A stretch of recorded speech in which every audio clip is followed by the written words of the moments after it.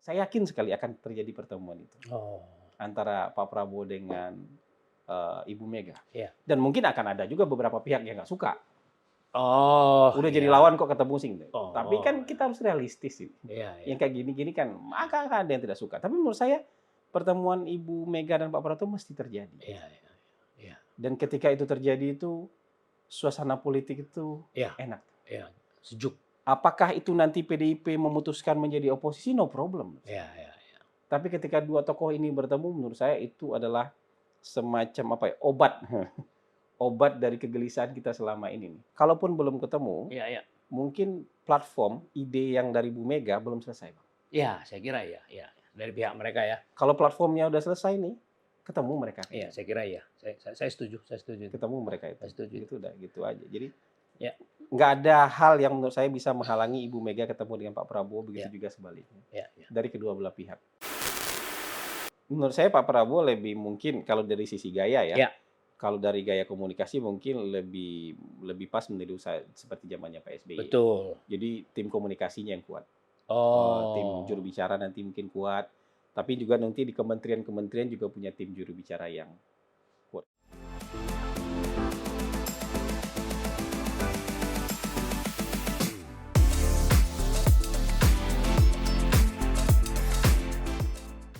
Sobat Panangian, saya kembali lagi mengundang sobat saya, sobat lama saya setelah libur. Beliau ini udah libur setelah Pilpres ya dan Lebaran waktu itu. Nah, saya mengundang lagi untuk bincang-bincang santai tentang bagaimana sih dinamika politik terkini menuju pelantikan Presiden terpilih Pak Prabowo Gibran di tanggal 20 Oktober. Siapa lagi kalau bukan Hasan Nasbi. Terima kasih. Anda kemarin waktu saya telepon lagi di luar sana ya, lagi di pesawat, jadi ya saya maklum aja ya. Anda mungkin jangan-jangan masih ada lag-nya kan. Nah, tapi anyway, kalau kita lihat dari proses MK kan sangat mulus ya, sangat bagus. Iya. Terus penetapannya, jadi sangat demokratis lah. Iya. Ya. Nah, sekarang dengan adanya waktu yang masih tersisa sekitar 5 bulan, ada kabar bahwa Pak Prabowo juga ingin mengundang PDIP, tapi dia ingin ketemulah dengan Ibu Megawati ya. Kira-kira bagaimana pandangan? Kalau menurut saya sebenarnya ya, kalau saya menganalisis, orang pertama yang ingin ditemui oleh Pak Prabowo itu pasti Ibu Mega. Oh, iya. Di antara semua partai yang ada di luar, maksudnya di luar koalisinya dia, sebenarnya orang pertama yang ingin ditemui oleh Pak Prabowo itu pasti Ibu Mega. Histori mereka panjang dan histori mereka baik lah. Histori mereka yang sangat baik. Dan saya yakin Ibu Mega nggak punya masalah dengan personal dengan Pak Prabowo. Pak Prabowo juga nggak punya masalah yang personal dengan Ibu Mega. Kalau misalnya Ibu Mega punya masalah dengan Pak Jokowi itu di luar konteks bahwa mereka berdua punya hubungan yang sangat baik. Nah, menurut saya juga partai-partai yang ada di luar ini, kan ada 4 itu partai, atau 5 lah sama P3 ya. Yang ada di luar di luar koalisi Prabowo Gibran itu memang harus ada yang diajak masuk supaya kuat kan. Karena yang sekarang ini kan partainya nggak nyampe 50%. Iya, betul. Partai koalisi pengusung Prabowo Gibran yang ada di parlemen kan nggak nyampe 50%. 46 something. Ya, kita kan butuh yang kuat itu nanti. Maksudnya memang kita bukan kabinet parlementer. Tapi mau nggak mau kan kewenangan sudah dibagi. Kewenangan eksekutif dan legislatif itu sudah dibagi. Jadi kalau mau efektif pemerintahan, mau lancar nih agenda-agenda pemerintahan, sokongan di parlemen yang kuat tetap diperlukan. Betul. Nah, ketika ini diperlukan kan harus ada yang diajak. Iya. Mau suka nggak suka nih anggota koalisi, memang kayaknya harus ada yang diajak supaya kita efektif juga nanti sebagai perintah. Nah, sebenarnya yang paling mudah gitu. Yang paling mudah maksud saya itu dari sisi hitung-hitungan, bukan dari sisi ideologi. Kalau PDIP masuk satu itu udah kuat tuh, sekitar udah 60% tuh. Iya. Isi dukungan di parlemennya udah 60%. 60 lebih sedikit ya kan? Tapi kalau misalnya ngajak Nasdem harus ngajak PKB misalnya. Oh, Atau mau ngajak PKB harus biar 60% itu kan harus ngajak 2 partai. Tapi kalau PDIP hanya satu aja. Nah, partai-partai ini menurut saya akan diajak bicara nih. Kalau nggak semua, sebagian besar akan diajak bicara. penentuan mana yang mau masuk nanti, menurut saya mungkin nggak sekarang. Mungkin kan ada negosiasi macam-macam dan segala. Tidak hanya sekedar power sharing, tapi ide. Kan nanti akan dipertanyakan, misalnya Nasdem dengan ide perubahannya gimana posisinya terhadap keberlanjutan ini gimana? Misalnya PKS dan PKB tentang ide perubahan dengan keberlanjutan gimana? Sebenarnya nggak berseberangan kan PDIP. Mereka juga keberlanjutan dengan versi yang berbeda gitu loh. Walaupun bedanya nggak banyak. Bedanya nggak banyak gitu loh. Bedanya nggak banyak. Walaupun misalnya yang jadi masalah mungkin tadi problem psikologis antara ibu dengan Pak Jokowi. Kalau menurut saya nanti ya, ini dugaannya. Ibu Mega ini kan seorang negarawan. Ketika bertemu dengan Pak Prabowo, mungkin beliau tidak akan bicara soal jabatan, soal power sharing, tapi mungkin beliau akan bicara soal misalnya platform bersama. Pak Prabowo, kita oke sama-sama asal platformnya ini gitu. Atau misalnya kita punya agenda dan platform misalnya 10 tahun atau 15 tahun yang akan datang platform kita ini. Atau platform bersama kita ini. Kalau Pak Prabowo oke, ya kami dukung misalnya begitu. Misalnya begitu, bisa seperti itu. Persoalan siapa yang mengisinya mungkin akan diserahkan ke Pak Prabowo. Bisa jadi begitu. Karena menurut saya itu mungkin yang menjadi konsep Ibu Mega hari ini. Platformnya dalam melihat bangsa ini ke depan bisa diterima oleh Pak Prabowo apa enggak? Kalau itu diterima, menurut saya mereka akan bersama-sama. Tapi misalnya belum tentu itu wujudnya misalnya, menterinya harus dari PDIP yang ini, belum tentu menurut saya. Jadi bisa saja ini sebagai sebuah pertemuan dua tokoh bangsa yang menyepakati ke depan itu akan seperti apa. Nah, kalau misalnya nanti jadi ketemuan, saya yakin sekali akan terjadi pertemuan itu antara Pak Prabowo dengan Ibu Mega. Dan mungkin akan ada juga beberapa pihak yang nggak suka. Udah jadi lawan kok ketemu sih. Tapi kan kita harus realistis sih. Yang kayak gini-gini kan, maka ada yang tidak suka. Tapi menurut saya pertemuan Ibu Mega dan Pak Prabowo mesti terjadi. Dan ketika itu terjadi itu suasana politik itu enak. Sejuk. Apakah itu nanti PDIP memutuskan menjadi oposisi? No problem.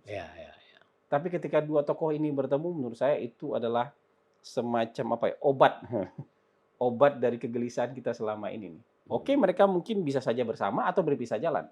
Tapi buat sebagai person, sebagai dua tokoh mereka nggak ada masalah, itu yang akan ditampilkan ke publik menurut saya. Gitu. Nah, sedikit saya tambahkan, kalau mengenai platform, sejauh yang saya lihat, sepertinya Prabowo juga tidak memiliki perubahan yang signifikan dalam pemikirannya mulai dari 2009 ketika dia wakil dari Bu Mega. Jadi artinya apa yang Anda sampaikan ini sangat tidak sulit untuk menyatukannya karena memang mereka satu kok. Mirip. Iya, mirip banget. Nah, makanya yang menurut saya yang agak menjadi tricky itu kan ketika ketemu dengan Nasdem sebenarnya.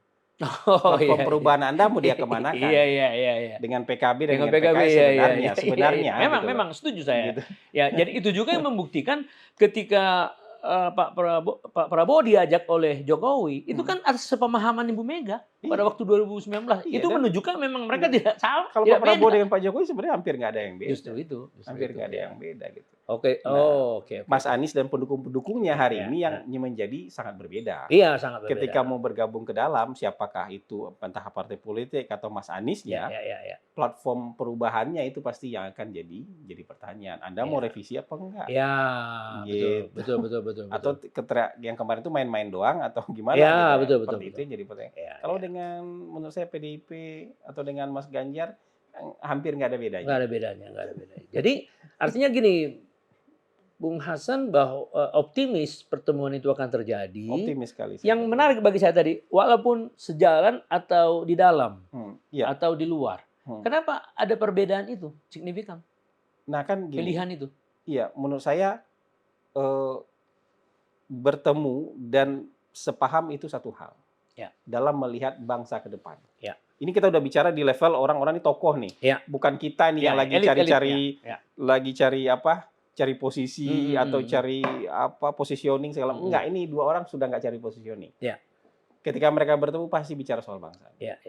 Betapapun misalnya sinisnya orang melihat politik, tapi ketika mereka bertemu pasti bicara soal Soal bangsa. Kalaupun ada yang dititipkan oleh Ibu Mega ke Pak Prabowo, pasti platform.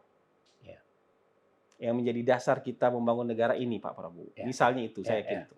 Persoalan siapa yang mengisi dan segala macam, mereka rundingkan itu urusan ketiga, keempat. Ya. Makanya saya bilang, bisa bersama-sama, bisa di luar. Tapi titipan platform itu menurut saya sesuatu yang pasti.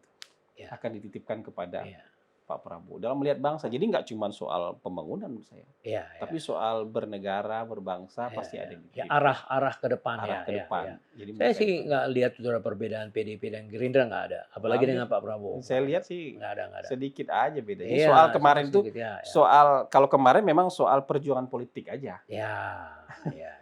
Kan ini namanya juga harus harus punya apa ya? Ya dalam tanda kutip berebut posisi kan. Iya kan? Perbedaannya di ketika berebut posisi aja. Tapi yang mendasar menurut saya hampir nggak ada. Antara dua pihak ini hampir nggak ada.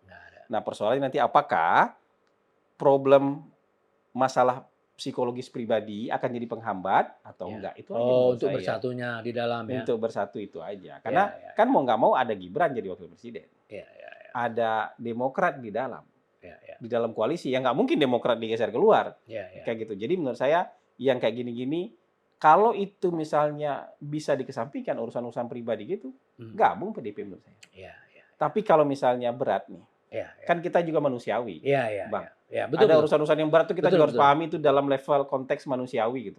Ketika untuk berat ya di luar, tapi mereka sudah bersepaham ke depan dengan arah negara begini. Tapi yang menarik, sebelum Pilpres, Ibu Mega mengizinkan Ibu Puan untuk mendatangi semua partai dan yang istimewa hubungan beliau itu dengan AHY kan? Iya. Cair, sangat cair. Dan Ibu Mega tidak memberikan sedikit signal yang negatif pun beberapa kali dia ketemu. Jadi sebenarnya kalau menurut saya sih ya kalau memang kuat melihat kepentingan bersama untuk bangsa ini seorang negarawan harusnya sih nggak ada perbedaan ya. Menurut saya gini, Ibu Mega mungkin punya masalah dengan Pak SBY. Iya. Tapi dia pisahkan, dia nggak punya masalah dengan AHY. Itu dia, maksud saya tadi, itu dia. Nah ini mungkin juga Ibu Mega punya masalah dengan Pak Jokowi. Iya. Tapi bisa aja nggak punya masalah dengan Gibran. Iya. Jadi menurut saya ini ada levelingnya kayak gitu-gitu. Jadi di kita, orang kebanyakan kayak kita ini punya masalah sama satu orang, punya masalah sama semua. Iya.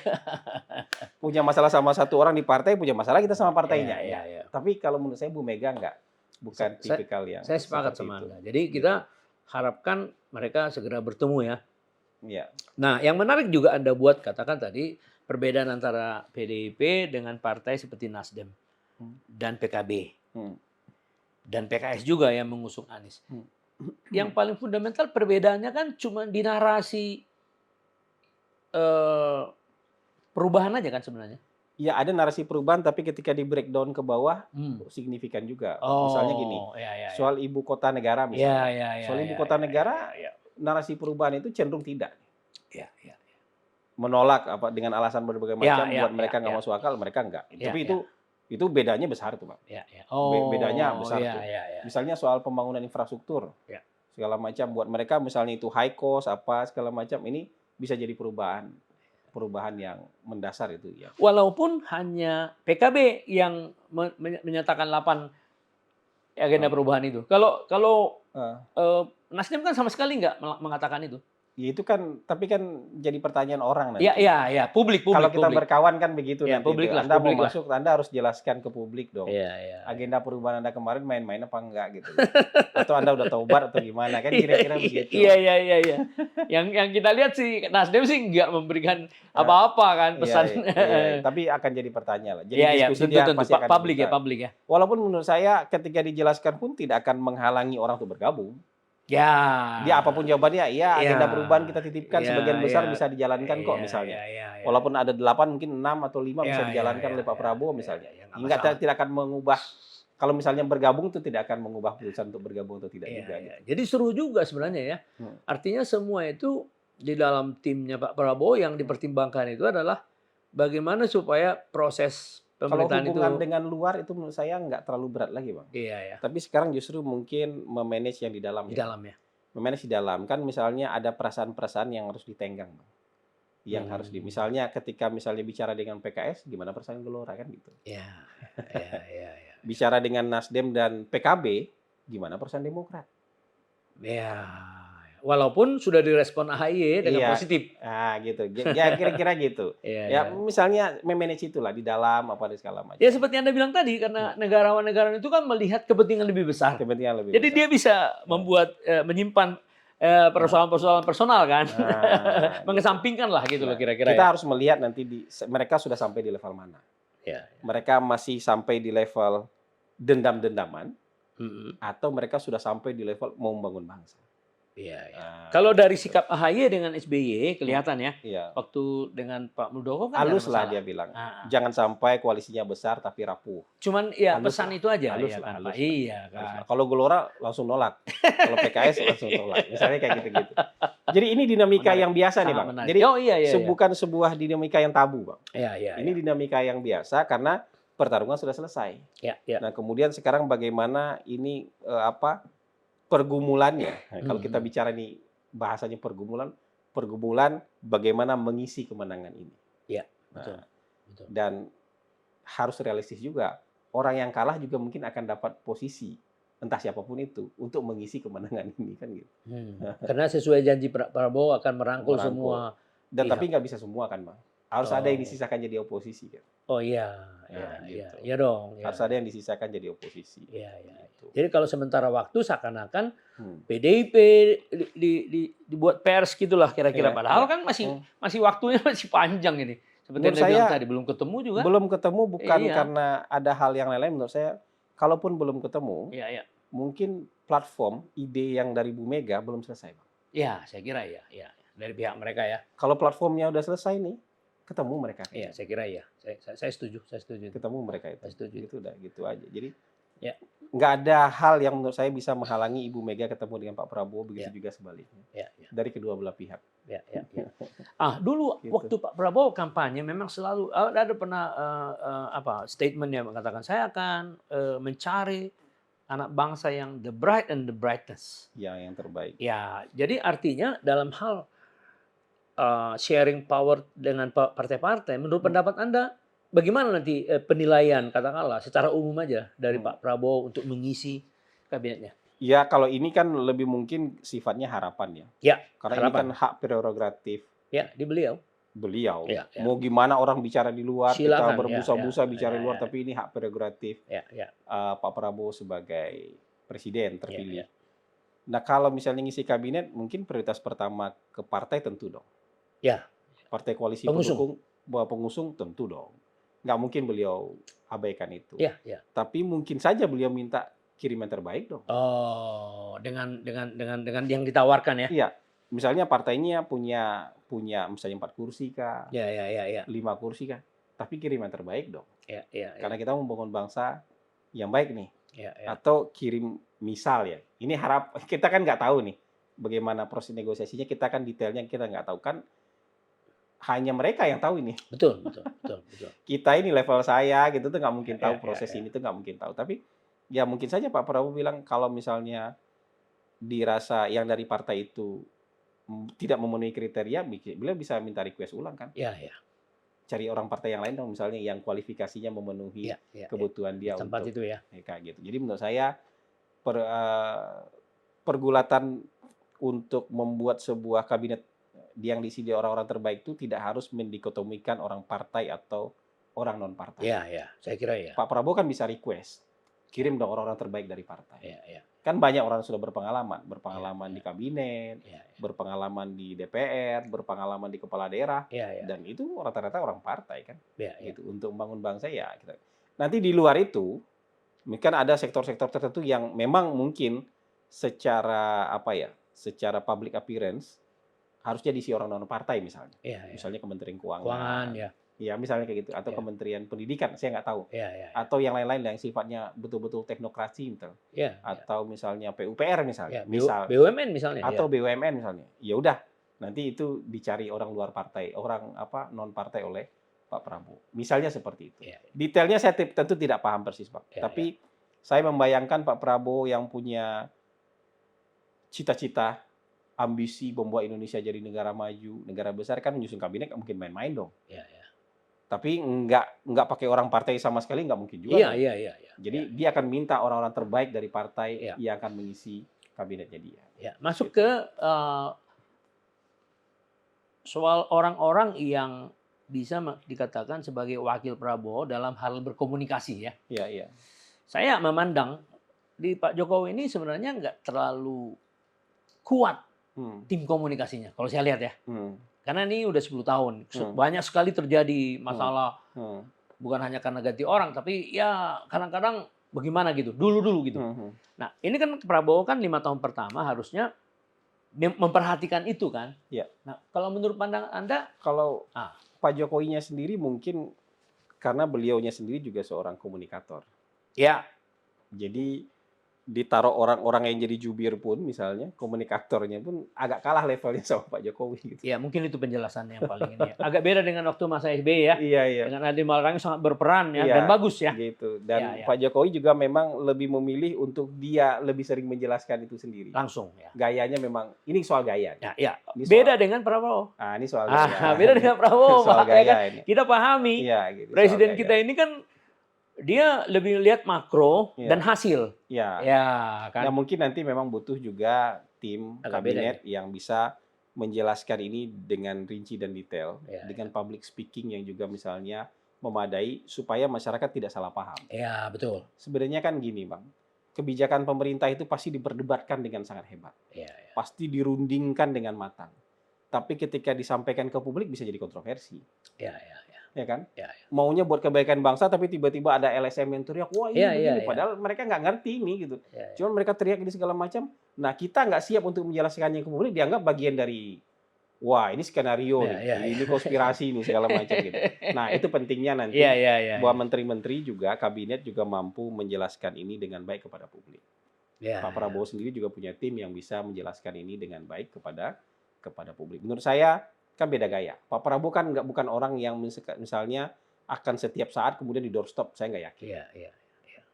Gitu. Ya, ya. Ya, maksudnya Pak Prabowo akan bekerja keras untuk memajukan bangsa ini, Ya. tapi mungkin secara gaya Ya. bukan orang yang tiap sebentar bisa di doorstop. Ya, betul. Saya Dan- lihat juga gaya-gaya itu iya, sama ya. Tiap sebentar. Jadi mungkin nanti butuh orang lain yang Ya. menjelaskan apa sih yang dirapatkan di dalam kabinet, Ya. apa sih yang diputuskan dalam kabinet, kebijakan apa yang mau kalau ini kebijakan sudah diambil, misalnya jadi kontroversi, penjelasannya apa, Iya, iya. misalnya kayak Iya, gitu. iya. Mau nggak mau kalau pemerintah itu tiap hari ada salahnya, Bang. Iya, iya. Oh, di mata publik, di mata Ya. media, di mata segala macam, tiap hari ada salahnya. Nggak usah Terutama di dicari-cari mata-mata pemerhati gitu. Iya. yang punya Ada interest. aja Iyalah, kelemahan. pastilah, pasti. Iya, setiap kebijakan tuh ada aja Iya, kelemahan. iya, iya. Tiba-tiba tarif pesawat agak naik gitu. Iya, iya. Batas atas tarif pesawat naik, ada aja orang yang mencibir. Iya, iya. Atau batas atasnya diturunkan, batas bawahnya yang dikontrol, ada aja orang yang mencibir gitu. Padahal kan sebenarnya dia nggak ngerti secara holistik. Atau misalnya Iya, kebijakan perumahan, iya, iya. nanti disiapkan di daerah rural 2 juta rumah misalnya. Ada aja yang mengkritik nanti uangnya dari mana, nanti ada pembangunan yang lain yang terabaikan, ada aja orang yang mengkritik. Iya, Nah, iya, pasti. bagaimana menjelaskan ini? Karena sesuatu yang baru di benak publik itu selalu dianggap seperti mengabaikan yang sudah ada. Padahal sebenarnya enggak. Enggak gitu. Itu hanya bersifat perbaikan. Iya. Ini orang selalu nggak menerima itu. Memang Iya. betul itu kan dibilang Gitu. tadi soal perumahan di desa itu. Kan. Termasuk juga makan gratis nanti. Bang. Iya termasuk. Iya. Apalagi makan gratis ini kan skalanya kolosal, Iya, iya, iya. masif sekali. Iya. Akan ada percobaan-percobaan di banyak tempat nanti pasti kan. Iya. Dari percobaan-percobaan itu ada yang berhasil dengan baik, ada yang tengah-tengah, mungkin ada yang buruk sama sekali. Baik, baik. Yang diangkat itu yang buruk nih. Iya, iya. Oke, sekarang gini. Gitu. Bagaimana Bisa penilaian Anda terhadap kan gini? Kalau saya melihat tadi Pak SBY dengan gayanya Pak Prabowo agak mirip kan? Iya. Karena latar belakang yang sama. Iya, kan? iya, iya. Ketegasan, pokoknya nggak ada ya pokoknya gitu lah, clear, Iya. transparan. Nah, kalau kita lihat dari komunikasinya pada waktu zaman Pak SBY, kan tidak ada West Wing atau katakanlah staff yang langsung bicara keluar. Iya. Kebanyakan diwakili oleh Juru bicara. ya, Andi Malarangeng. dan ada juga timnya yang Iya. boleh bicara, tapi dikasih garis-garis gitu. Iya, iya. Sekarang ini kan beda kan? Iya, iya. Ada masalah malah staff yang dipanggil. Iya, iya, iya. Karena mungkin media merasa lebih accessible. Lebih aksesibel. Nah, Ada plus minus lah. Ada gitu plus ya, minus gitu lah. ya. Gimana? Jadi kalau misalnya dengan tipikal Pak SBY, beliau kan normatif nanti. Pak Prabowo juga menurut saya pasti akan banyak hal yang sifatnya normatif sebagai presiden. Ya. Dan kalau terlalu banyak tampil mungkin siapa lagi yang koreksi nanti? Ya. Kan gitu. Ya. Jadi kalau yang bawah-bawah yang tampil dulu kan kalau ada salah kan bisa dikoreksi oleh orang yang di atasnya. Dan waktu itu Pak PSBY memang punya juru bicara hebat lah. Bang Andi Malarangeng maksud saya dengan segala plus minus ya kita kan jarang punya bicara hebat lah. Ya. Bisa menjelaskan dengan baik, komunikasinya bagus, pengetahuannya juga baik. Sebagai seorang itu memadai lah untuk menjadi juru bicara. Ada dulu Julian Aldrin Pasa, juru bicara juga. Itu juga oke lah, baik communication skill-nya hebat, tertata, baik. Di zaman Pak Jokowi ada juru bicara tapi nggak berfungsi. Iya makanya. Ada juru bicara memang tapi nggak berfungsi. Karena mungkin ya bukan karena dia nggak bisa jadi juru bicara yang baik, tapi kalah aja sama Pak Jokowi. Tadi itu tadi ya. Pak Jokowinya lebih atraktif, gitu ya. kan? Pak Jokowinya lebih suka melayani sendiri juga pertanyaan-pertanyaan, lebih suka doorstop, ini soal gaya kan? Jadi nggak kepake itu juru bicaranya. Karena orang lebih suka nanya sama langsung. sama presiden. Tetapi dalam hal kepentingan media itu staf itu kan banyak tuh yang suka seperti tanda petik ditunjuk tapi selalu ada itu staf ini itu. Nah menurut Anda apakah tipikal seperti itu cocok untuk Pak Prabowo? Menurut saya Pak Prabowo lebih mungkin kalau dari sisi gaya ya. Kalau dari gaya komunikasi mungkin lebih pas menjadi usaha seperti zamannya Pak SBY. Betul. Jadi tim komunikasinya yang kuat. Tim juru bicara nanti mungkin kuat. Tapi juga nanti di kementerian-kementerian juga punya tim juru bicara yang kuat. Karena juru bicara presiden mungkin nggak menguasai segala macam masalah. Iya, betul. Begitu halnya sangat teknis, mungkin juru bicara kementerian nanti yang harus berperan. Iya. Tapi biasanya sih ya, setahu saya dulu, Tuan Andi Malarangeng katanya platform mereka tuh ada. Yang boleh Iya. Menurut saya nanti Pak Prabowo jauh lebih rapi. Kemarin aja ketika misalnya di tim kampanye menurut saya sepanjang saya mengikuti kampanye Pilpres, tim jubir yang paling rapi itu, komandonya paling rapi, pengalokasian ini untuk tema ini, isi ini yang maju, tema ini itu di tim Bravo kemarin itu yang paling rapi menurut saya. Terbukti ya. Dan nggak semua orang harus bicara semua masalah. Iya betul. Nggak semua orang harus menanggapi semua masalah. Kalau masalah ini yang keluar. Masalah ini yang keluar. Sebenarnya kalau yang ideal dalam pikiran saya, tapi ini kan pikiran saya aja. Iya, pikiran saya. Semua staf khusus presiden harus punya skill ini. Jadi staf khusus bidang hukum, staf khusus bidang luar negeri, staf khusus bidang politik dalam negeri misalnya, staf khusus bidang ekonomi, sekaligus punya skill ini. Iya. Jubir itu kan sebenarnya staf khusus presiden. Iya. Levelnya kan staf khusus presiden. Memang iya. Ini staf khusus presiden. Jadi kalau misalnya punya 10 staf khusus, dia punya 10 orang dengan spesifikasi masing-masing. Itu dalam gambaran saya. Saya nggak tahu bagaimana Pak Prabowo merumuskannya nanti. Tapi ini kan gambaran saya sebagai orang yang membayangkan perbaikan-perbaikan dari pemerintahan-pemerintahan yang sebelumnya. Iya, tapi kalau saya melihat ya, Bung Hasan Nasbi itu kan punya pengalaman dan perbandingan dengan berbagai pemerintahan dan sudah terbukti kemarin waktu komunikasi dalam kampanye ya relawan kan suka menghadiri, Anda suka diundang begini dan kelihatan bahwa komunikasi kalau menurut saya itu lumayan, maksudnya nggak sampai ada yang kontroversi lah ya kan, berkepanjangan kan, itu yang jadi kegagalan kan. Kalau sampai dijelaskan sekali udah beres kan beres dia.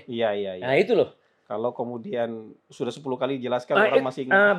Berarti penjelasannya nggak dapatkan. Nah itu maksudnya. Jadi saya melihat karena sangat penting dalam hal Pak Prabowo, karena banyaknya program-program baru yang nggak ada di pemerintahan sekarang, gitu loh. Jadi diperlukan sebuah yang clear gitu, yang kuat lah.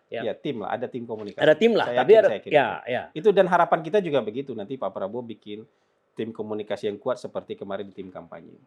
Menurut saya kemarin tim kampanye Pak Prabowo itu yang punya tim komunikasi paling kuat selama saya mengikuti Pilpres yang kemarin itulah. Yang headnya dulu siapa ya itu di situ ya? Yang pemimpinnya Mas Budi Jiwandono. Mas Budi Jiwandono, kemudian wakil komandannya kalau nggak salah Sheryl Tanzil dari itu, dan puluhan kan.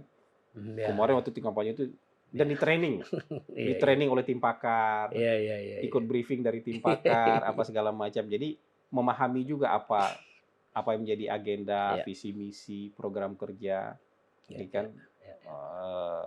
segitu banyak itu Ya. dijelaskan oleh tim pakar. Jadi punya knowledge lah. Jadi Ya. kalau kita mau jadi sales nih, Ya. sales mobil atau sales apa gitu, punya produk knowledge Knowledge gitu. yang bagus. Sales rumah juga harus punya produk Iya, iya. knowledge kan. Kalau nggak Iya, ngerti iya. kan nggak bisa jelaskan. Gitu. Nah, dibanding dengan presiden-presiden yang lain, itu kan selalu 2 putaran, kebanyakan ya. Yang pertama loh. Ya, yang pertamanya. Tahap pertamanya Iya, ya iya. 2 putaran. Jadi waktu untuk mengisi permulaan pemerintahan memang agak pendek kan? Iya, iya, iya. Ini agak beda nih. Dia agak panjang. Nah, harusnya ya. Agak panjang nih ada 2, Ya. ada plus dan minusnya. Nah, ya coba. Plusnya adalah Pak Prabowo dan tim intinya punya waktu yang cukup lah untuk mengexercise. Jadi begitu udah nanti misalnya kekuasaan berpindah, dia bisa langsung gigi 3, gigi 4, gigi 5, gigi 1. Minusnya adalah tim kampanye kan kemarin besar, Bang. Ya sebagian besar nggak tahu mau ngapain, jadi nunggu peralihan kekuasaan kan nanti.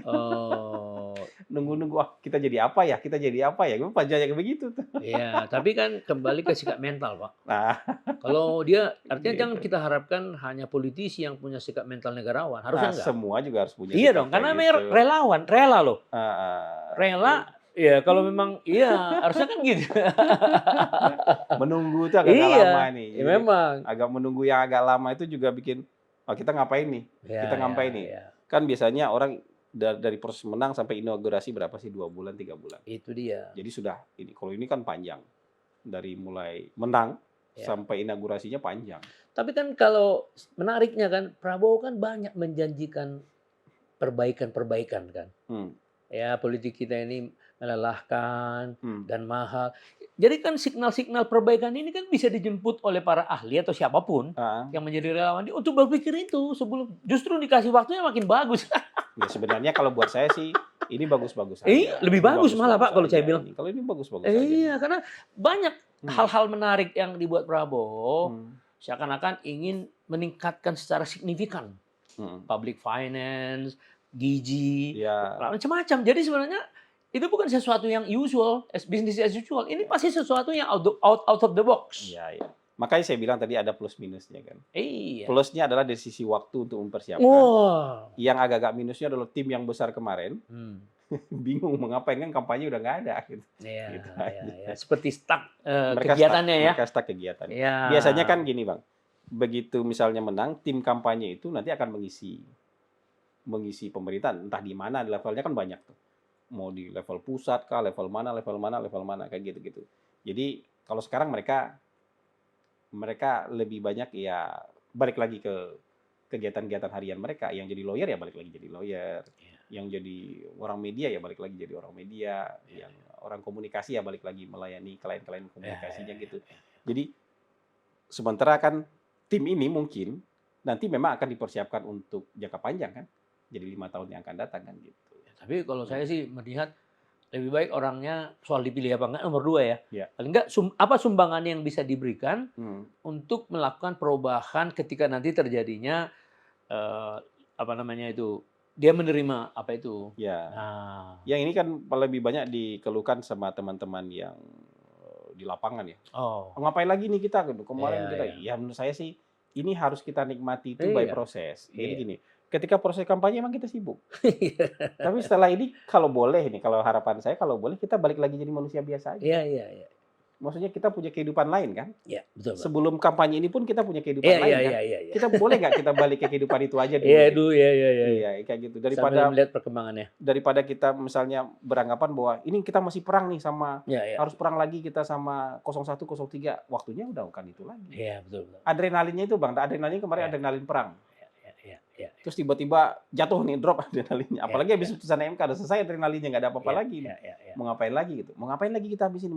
Menurut saya balik lagi aja kita kehidupan kita awal. Ya.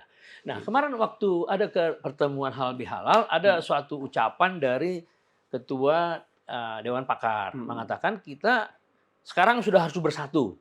Kita menampung pakar-pakar kalau mau ikut 01, 03 ya kan. Nanti Bung Haikal Babi Haikal yang diminta tapi untuk baik. Baik ya? Baik tuh. Gimana? Pakar 03, 01 diajak itu. Itu mereka pakar kan? Iya. Netral kan mereka harusnya. baik. Bisa kembali ke kesehariannya iya, gitu. Dan mereka bisa memerankan dirinya mereka sebagai pakar lagi. Baiklah itu. Tapi menurut Bung Hasan, ada nggak unsur-unsur psikologis yang menghambat mereka untuk bergabung? Ya kalau yang ada itu ya susah dong orangnya. Artinya kalau ada orang yang Iya, beranggapan iya. bahwa oh saya kan kemarin pendukung ini, Iya, jadi iya, saya nggak mau iya. jadi bagian Iya, dari iya. yang menyumbang pikiran lah. Kan kita harus membangun bangsa sama-sama nih. Iya, iya, betul, betul. Harus nyumbang pikiran lah gitu. Iya, iya, iya, iya. Jadi sebenarnya bagus itu tawaran itu ya? Bagus lah. Iya, menurut saya. iya, iya. Dan itu kan meneruskan semangatnya Pak Prabowo. Kenapa? Pak Prabowo kan pengen merangkul banyak orang. Oh. Dan pikiran-pikiran yang Iya, jernih itu juga bisa datang dari luar kita kan. iya, iya, iya. Kita juga butuh counterpart kan. Iya, Ketika iya, kita iya. mau mengaplikasikan sebuah program kan butuh counterpart juga. Mereka bisa jadi counterpart. Iya, iya. Jadi bisa jadi devil advocate loh. Iya, iya. Iya, iya. Kita kan nggak boleh anti sama devil advocate. Iya, iya. Jadi iya. kita tahu nih mana masalahnya. Iya, betul, betul. Kita butuh devil advocate kan buat tahu masalahnya di mana. Iya, iya. Beratnya di mana. Jadi kita bisa kerjakan ini dengan lebih baik kan gitu. Iya, iya. Jadi saya juga melihat, saya waktu mendengar itu, wah luar biasa nih. Bagus.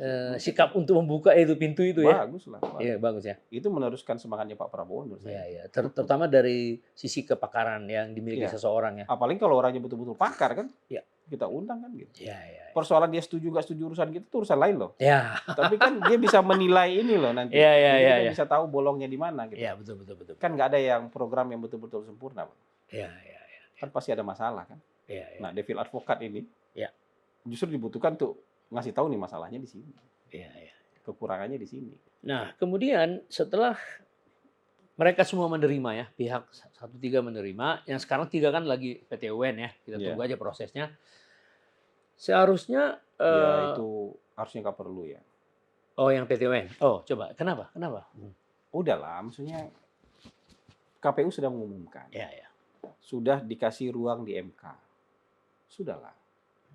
Maksud saya, kalau yang menangnya sebegini angkanya, nggak mungkin juga dibatalkan oleh pengadilan manapun. Iya. Bahkan kalau sampai ada pengadilan yang membatalkan ini kan kacau. Nanti orang nggak mau pemilu lagi. Coba menang 58%, jaraknya Iya. sebegitu jauh, terus kemudian ada yang dibatalkan oleh...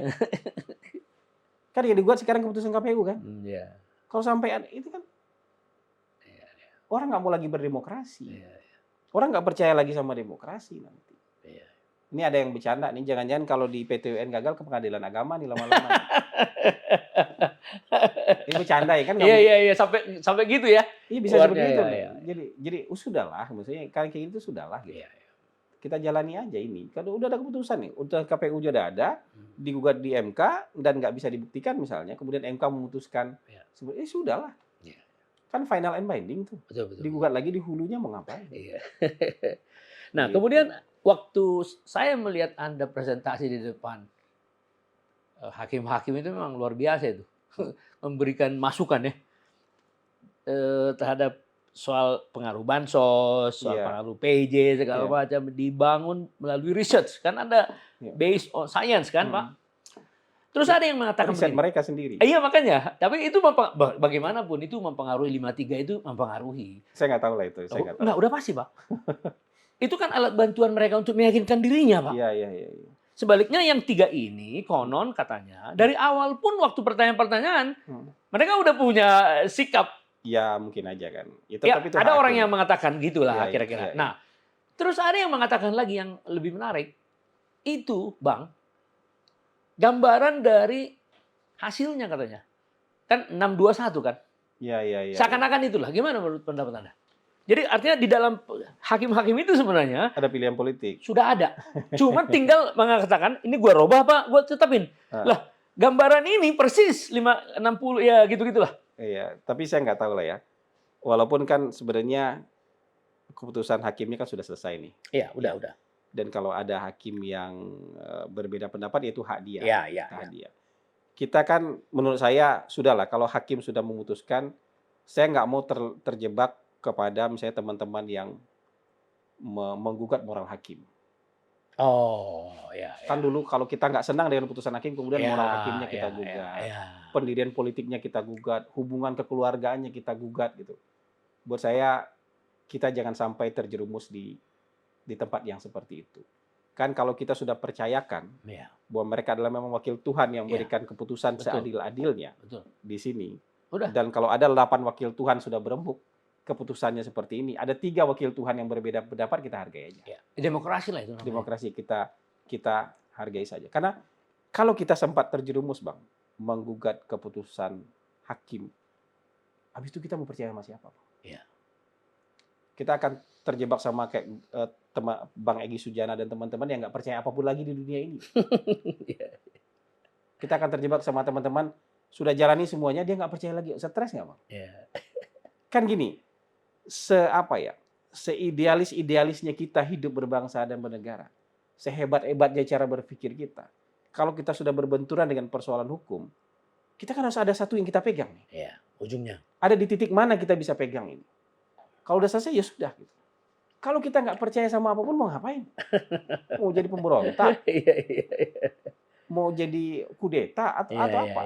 Jadi menurut saya, kalau kita nggak sampai membatasi diri kita, kayak kita aja yang paling benar di dunia ini, semua orang ini mau kita komentari aja semua. Nah, saya mencoba untuk membatasi diri saya untuk tidak berkomentar terhadap mereka wakil Tuhan di muka bumi. Mau kita suka nggak suka, mereka wakil Tuhan di muka bumi untuk memberikan putusan. Karena atas nama Allah nih, demi keadilan nih. Betul. Atas nama Tuhan yang mereka berikan putusan ini. Gitu. Jadi artinya bisa dikatakan pelantikan Pak Prabowo ini ya berjalan dengan mulus karena memang masih banyak waktu yang dibutuhkan untuk mengisi pemikiran-pemikiran sampai merekrut orang-orang yang terbaik di dalamnya ya. Iya, walaupun nanti berisiko juga perdebatannya agak panjang juga di dalam kan.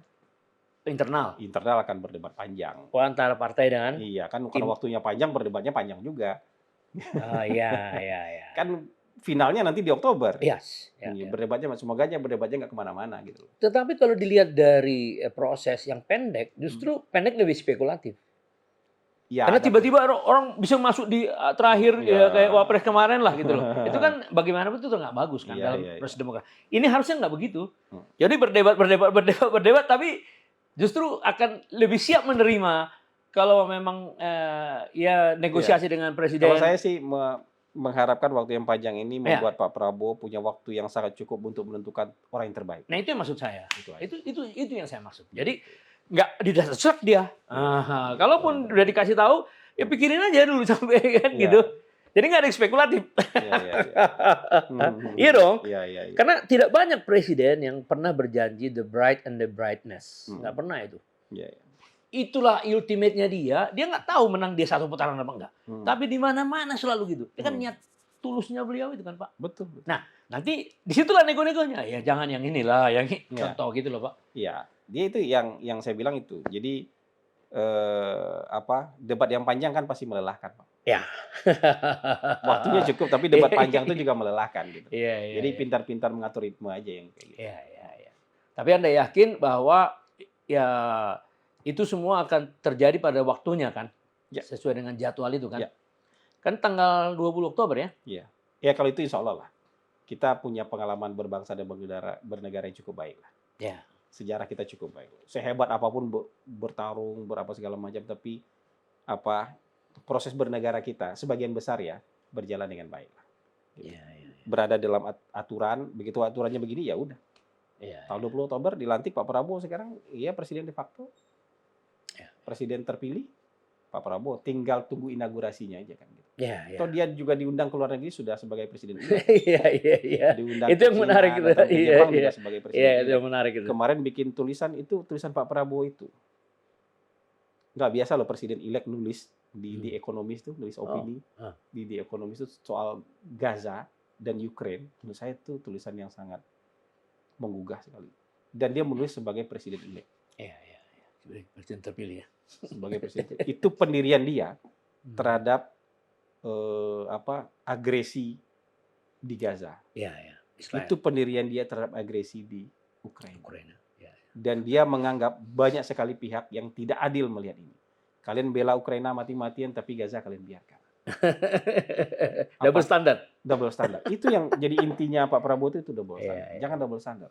Saya dari awal sudah mengajukan, Ukraina itu saya mengajukan gencatan senjata. Dan hari ini saya juga melakukan hal yang sama untuk Gaza. Jadi nggak double standar. Wah, ini pendirian politik bebas aktifnya dia tunjukkan. Ya. Sebagai seorang kepala negara yang firm dengan politik bebas aktif, dia tunjukkan. Dia tunjukkan juga ini apa? Ya Anda menganggap ini penting, tapi yang ini nggak penting tuh nggak bisa. Padahal penderitaan di Gaza jauh lebih hebat daripada di Ukraina. Dia bilang begitu. Jadi artinya kehadiran Indonesia sebagai kepemimpinan dengan kepemimpinan yang akan datang sudah dirasakan oleh kiri kanan ini. Iya. Ketegasannya ya. Presiden eleknya, pendirian presiden eleknya sudah diketahui oleh orang nih. Sikapnya. Iya, luar biasa itu. Dan itu akan meningkatkan citra Indonesia saya kira. Iya. Soal hak asasi manusia ya. Iya. Citra Indonesia dan peran Indonesia dalam perdamaian global. Ya, luar biasa dalam itu. Perdamaian global. Ya, luar biasa Bung ya. Ini bisa percakapan balik lagi ini. nih, era Bung Karno nih. Iya betul. Dalam era baru. Iya dong. Kan tidak perlu biologis, ideologis yang penting. Ideologis. Jadi dia bicara juga soal Global South. Ya. Dulu Bung Karno bicara soal Selatan-Selatan dan Asia Afrika. Itu kan Global South. Hari ini juga Pak Prabowo bicara lagi soal persatuan Global South. Terima kasih Bung ya. Waktunya ya sangat luar biasa nih. Ya, jadi nanti kita bikin lagi waktu ngobrol-ngobrolnya. Masih panjang ini. Siap. Kita jangan terlena takut kenapa kehilangan arah. Toh arahnya sudah jelas. Apa yang bisa kita isi lah. Iya, gitu. Jadi sebagai jiwa relawan ya kalau ditunjuk syukur, kalau dia kasih peran, ya kalau enggak ya sudah. Enggak masalah. Ke kehidupannya awal. Kita udah berbuat dengan keyakinan kita dulu kan waktu mendukung. Benar enggak, Bung? Iya betul. Terima kasih.